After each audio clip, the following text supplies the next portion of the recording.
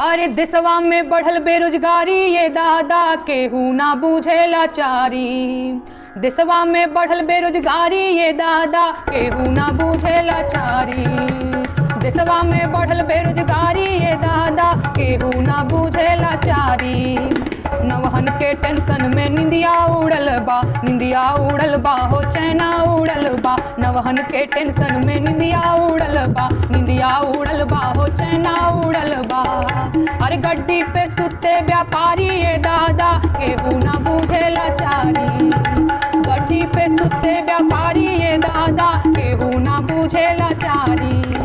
तनी ताकल तनी ताकल तनी ताकल की लीलरा पे का लिखल बा। तनी ताकल ए जी नवहन के लीलरा पे का लिखल बा। तनी ताकल ए रोजगार लिखल बा, बेरोजगार लिखल बा। ए रोजगार लिखल बा, बेरोजगार लिखल बा। भर्ती बहाली के इंतजार लिखल बा। तनी ताकल ए साहेब नजर फेर द। तनी ताकल ए साहेब नजर फेर द। तनी ताकल बार झर गइल बा जियरा डर गइल बा। बार झर गइल बा जियरा डर गइल बा। हमर 30 ले 35 उमर भइल बा। तनी ताकल ए साहेब दया कर। तनी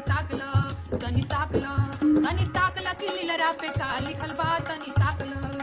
हेलो दोस्तों नमस्कार, मैं पिंटू आर्यन आपका भाई और आप देख रहे हैं जोश बिहार। दोस्तों मैं बता दूं कि आपको मैं नेहा सिंह राठौर का एक से एक गाना सुना रहा हूं दोस्तों, ताकि आप चलिए सुनते हैं नेहा सिंह राठौर के गाना, जिसमें पता चलता है आजकल नेहा सिंह राठौर हमेशा बीजेपी सरकार को टारगेट करते जा रही है, बीजेपी नेताओं को टारगेट कर रही है। मोदी और योगी के तो यूपी में जो खेल चल रहा है लगातार टारगेट करते आ रही है। दोस्तों मैं बता दूं कि बेरोजगारी के मुद्दे पे नेहा सिंह राठौर ने मजदूर, गरीब और युवाओं के लिए हमेशा लड़ा है दोस्तों।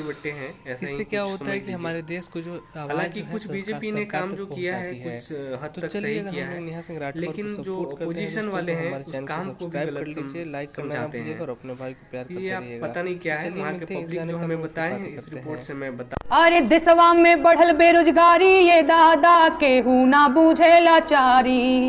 देशवा में बढ़ल बेरोजगारी ये दादा केहू ना बूझे लाचारी।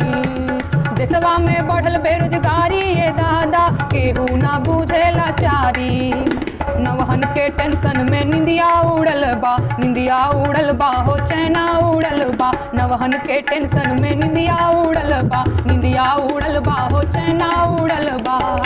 अरे गड्डी पे सुते व्यापारी ये दादा केहू ना बूझे लाचारी। गड्डी पे सुते व्यापारी ये दादा केहू ना बूझे लाचारी। देशवा में बढ़ल बेरोजगारी ये दादा केहू ना बूझे लाचारी। एक साल बीतल, दूसर साल बीतल, 3 साल बीतल, चौथ का में घूसल। एक साल बीतल, दूसर साल बीतल, 3 साल बीतल, चौथ का में घूसल।